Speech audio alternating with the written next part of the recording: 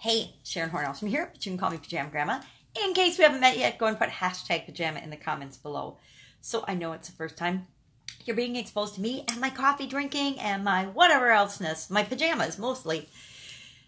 Today I am working continuously on the Women's Summit and doing interviews, working on the promo and the actual funnel, putting together the assets, creating some of the supplements and the elements that are going to go along with the summit to make it a great experience for the women that participate. Of course, it's a free summit, so you can choose to participate or not.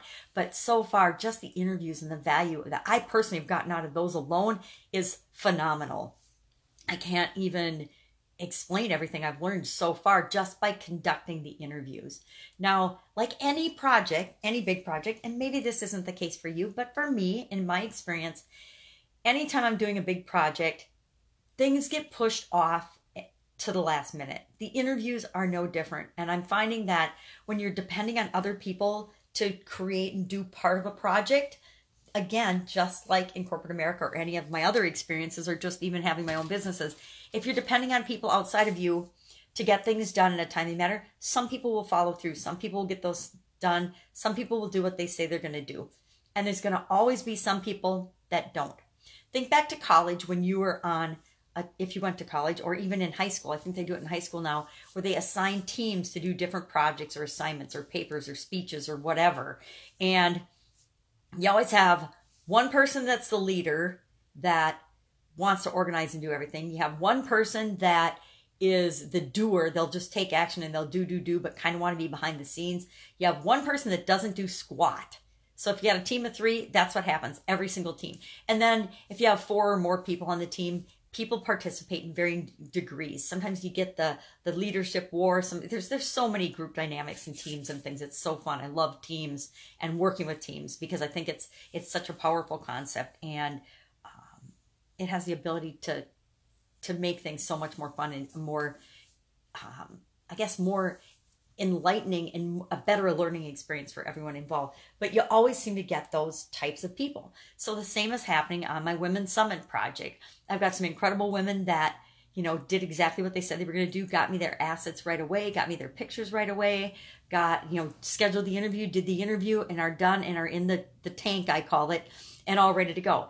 And then I've got a handful. I've actually got 5 women that committed to doing it, and we don't even have their interview scheduled yet. Now, the summit goes live next Tuesday morning. And so, or next Tuesday sometime, I haven't decided what time yet, but it goes live next Tuesday. So I need the interviews done like this weekend.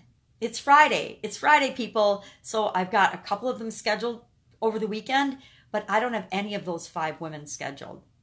Now, I know things come up in life and stuff happens and you can't do what you said you're going to do. But then let the person that you're involved with the project know that you can't do it, because now I'm actually scrambling today to find 5 more women. Now, does it matter? Could I just do the summit with 5 less women?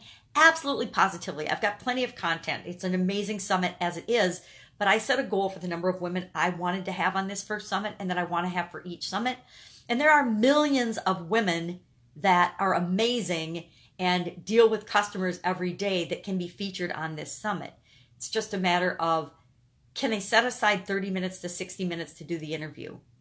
Yes or no? It depends. If you can, direct message me below, because I would love to chat with you. I love action takers. I think that the universe and the world rewards action takers. I met a lady from Spain a while back, and I just approached her and I said, hey, do you want to be on this summit? I think you'd be wonderful. And she was wonderful. We did her interview yesterday. She said, sure, I can do it tomorrow. And we did her interview yesterday, and it was absolutely wonderful because she was a fast action taker. She's getting featured on this summit, and that's amazing. Now, over the next 5 days, or not next 5 days, today's Friday, Saturday, Sunday, over the next 3 days, maybe Monday I can push it to 4 days at the max, I have got to get 5 more speakers, plus the interviews I already have scheduled, snuck in.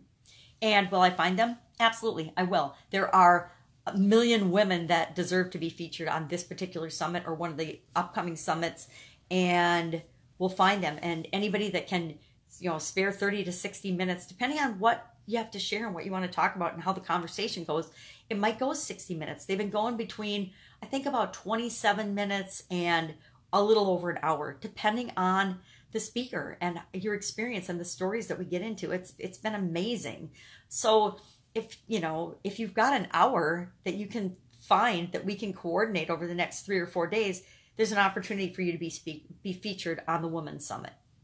And it's all about customers. It's about women business owners, and it doesn't matter how long you've been in business. Women business owners helping other women business owners on all the topics related to customers. And, maybe you're a social media expert in Instagram, and that is your favorite way to find and deliver messages and continue to grow a relationship with customers. Whatever it is, however you do it, deserves to be featured. Right now, I'm actually looking at other types of business owners, not just online people or people that have an online presence, but some of my friends. I've just decided, what the heck, I forgot to include my real world business friends in the summit. So today I'll actually call a couple of my acquaintances and friends that I've done business with, women that I really love, and I know they do an incredible job handling customers, and I'll invite them to be a part of the summit. But they, like anybody else, are going to have to be available just for an hour over the next 3 days so that they can do the interview. I mean, it's not hard. Interviews are easy. And I'm like a super easy interviewer. I just ask a... Sorry about that. I didn't think I'd talk that long on this today. Alarms, alarms, alarms. Some of us have to set alarms to keep track of our life. I am one of those people. So if you're a woman business owner, and even if you've been in business for a month or for decades, like some of the women speakers on the summit, just let me know if you've got an hour over the next 3 days and would like to talk about something that you've learned in your businesses about handling customers. I would love to interview you as part of the summit. Okay, that's enough on that topic. The whole point was, people will say they're going to do something and not follow through, and those aren't the people that I want to have on the summit.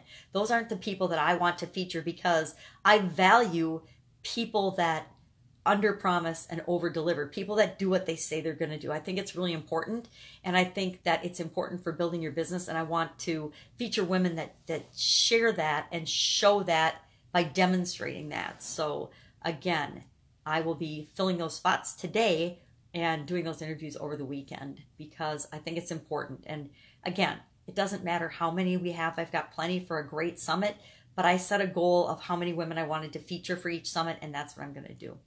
So what else am I working on? That, of course, the Women's Summit is my #1 priority right now, and delivering on what I already said I would do and my commitments. So I've got a mastermind group, and I've got coaching students. They always come first. My family always comes first.